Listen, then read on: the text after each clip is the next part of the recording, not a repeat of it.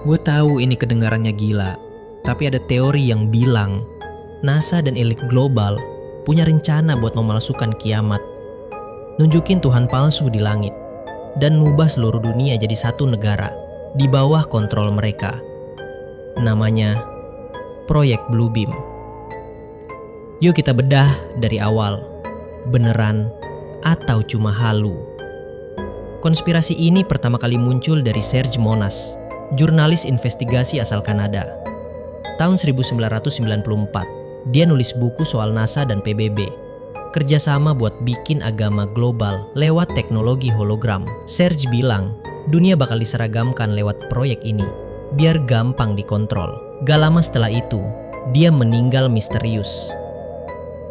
Kata teori ini, Bluebeam mulai dari bikin gempa bumi buatan, lalu nemuin peninggalan kuno yang katanya bukti semua agama salah.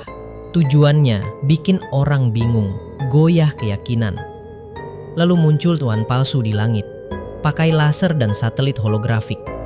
Setiap wilayah dunia bakal lihat figur agama mereka.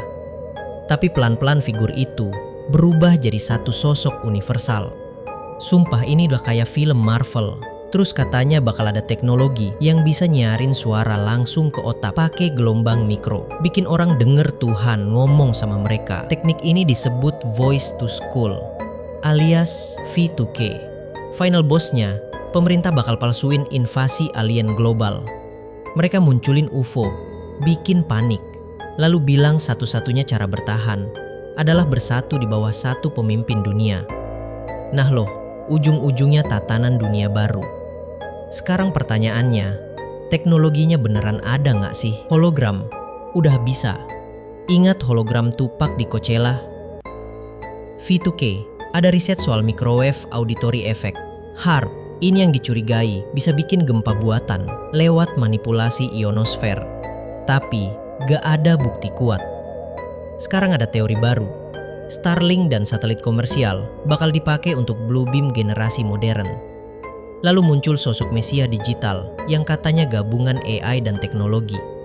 Pokoknya, semua serba global dan digital. Banyak juga yang bilang ini cuma omong kosong. Serge juga kasih bukti konkret, sumbernya kabur. Bahkan keluarganya bilang dia paranoid. Tapi anehnya, banyak peristiwa di dunia sekarang yang cocok sama teori ini. Kenapa teori ini hidup terus? Karena manusia suka cari pola. Kalau dunia lagi chaos, kita pengen percaya ada master plan di balik semua itu. Konspirasi kayak Bluebeam ngasih jawaban, walau kadang ngawur. Apakah Bluebeam itu nyata?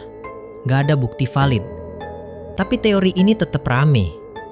Karena ngerangsang rasa takut, penasaran, dan teknologi yang makin canggih. Bikin kita mikir, jangan-jangan.